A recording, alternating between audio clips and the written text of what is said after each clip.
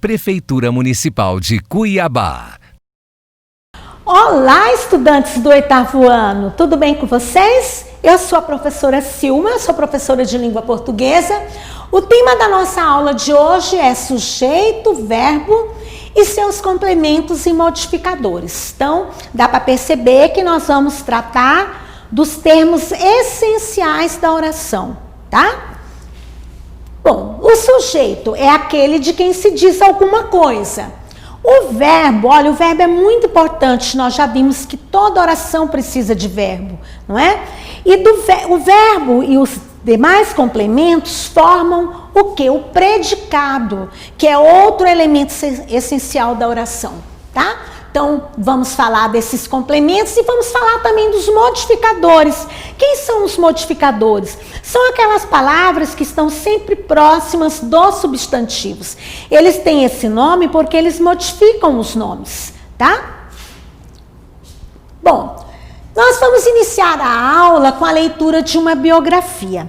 É a biografia de uma pessoa muito popular que todos vocês conhecem, tá? Ao final, vocês vão ver a imagem da pessoa, só que à medida que formos fazendo a leitura, vocês já perceberão de quem se trata, tenho certeza disso.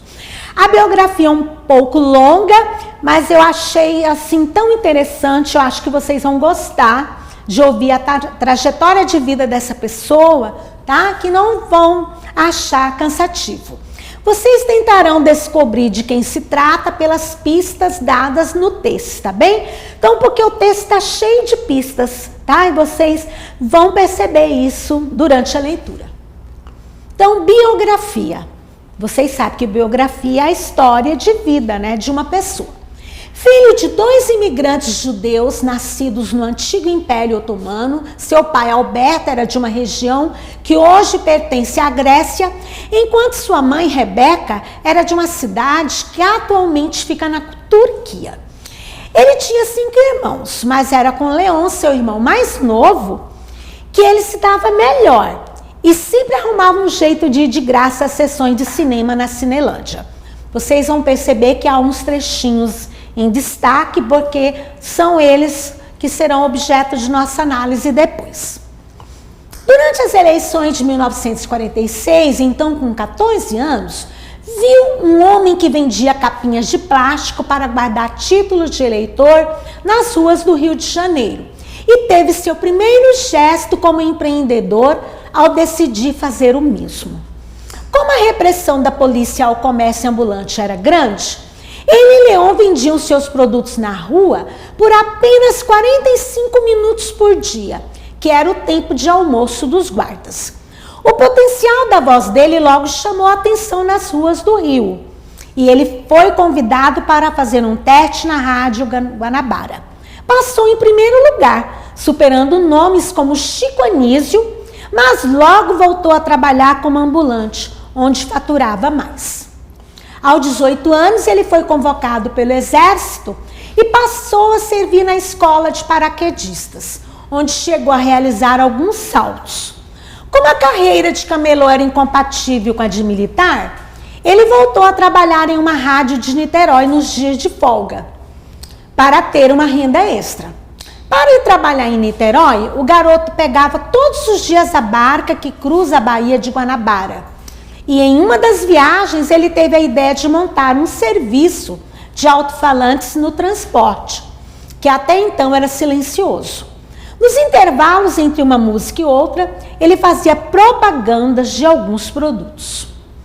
A iniciativa fez tanto sucesso que algumas barcas passaram a contar com um bar e um bingo. Ao comprar uma bebida ou refrigerante, o consumidor ganhava uma cartela de bingo para concorrer a prêmios como jarras e quadros. A ideia veio dele, é claro. Aos 20 anos, o jovem decidiu tentar a vida em São Paulo, onde apresentava espetáculos e sorteios em caravanas de artistas. Formou-se como técnico em contabilidade, mas decidiu seguir na carreira artística, conseguindo uma nova vaga na Rádio Nacional de São Paulo. Para incrementar a renda, ele criou uma revista chamada Brincadeiras para Você, que era vendida por ele nos comércios da cidade. O talento para os negócios abriu as portas para o empreendimento que o transformaria em bilionário. Em 1958, seu amigo e radialista Manuel da Nóbrega estava com dificuldades para administrar uma empresa de venda de brinquedos a prazo.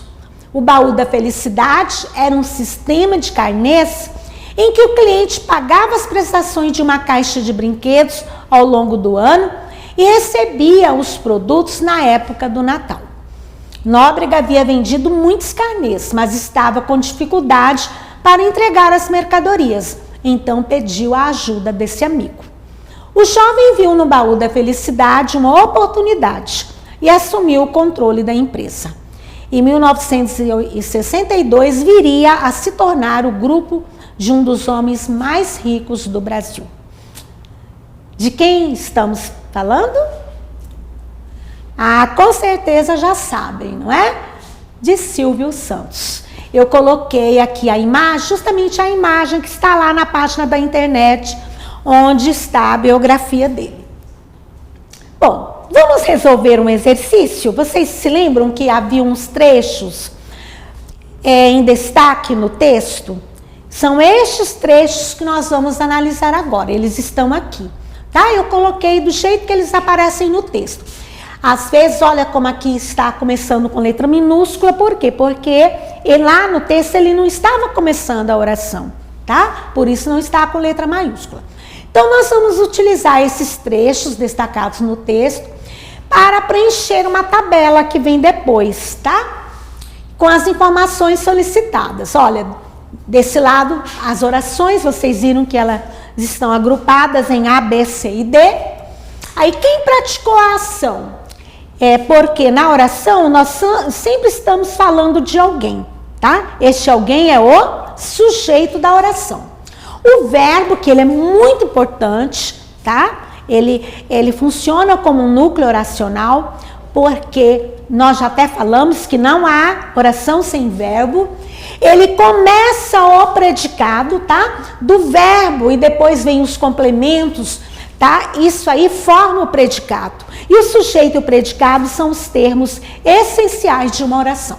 Então, com a primeira oração que nós tiramos do texto, ele tinha 5 irmãos. Nesta oração está falando alguma coisa sobre ele. Ele é o sujeito, tá? Tinha é o verbo. 5 irmãos está complementando este verbo. Porque aí eu pergunto ao verbo, tinha o quê? 5 irmãos. Então, o verbo e o seu complemento formam o predicado da oração.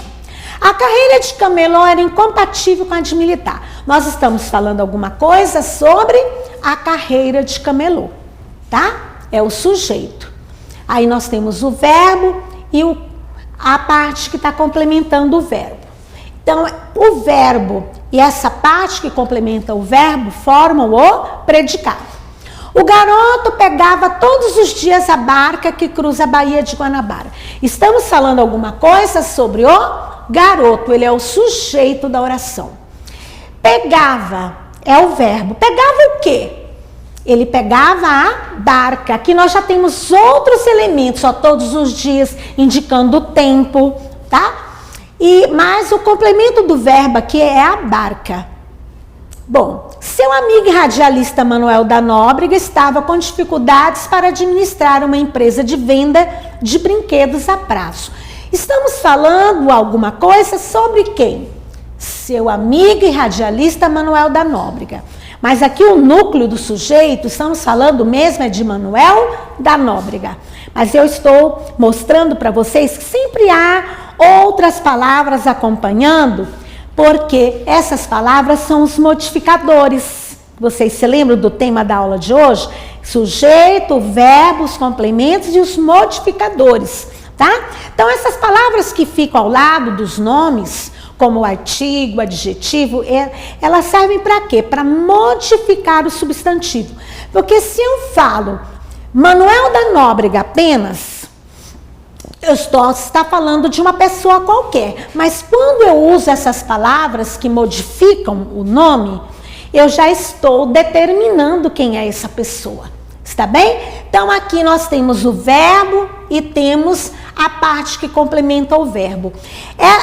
O verbo e essa parte que complementa o verbo formam o quê? Formam o predicado. Então, vamos nos lembrar que os termos essenciais da oração são o sujeito e o predicado. Vamos reforçar a aprendizagem dos termos essenciais da oração? O termo da oração que pratica a ação é chamado de sujeito. E o termo que indica a ação e seu complemento é chamado de predicado. Em algumas orações, além do sujeito, do verbo e seu complemento, pode aparecer outro elemento no sujeito que é chamado de modificador. Olha, se eu falo casa, mas aí eu digo a casa, o que mudou?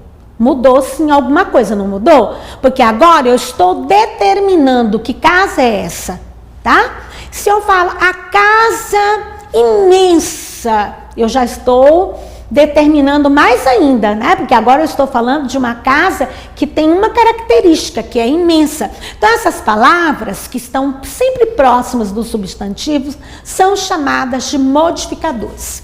O modificador é a função gramatical que exerce um nome, tá?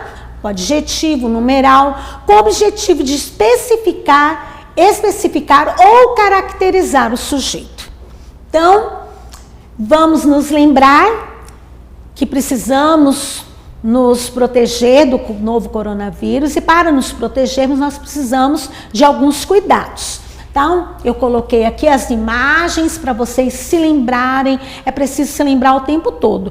E não só se lembrar, mas fazer, né? Cuidar mesmo para evitarem a proliferação dessa doença. Fiquem em casa. Até a próxima aula, um grande abraço. Prefeitura Municipal de Cuiabá.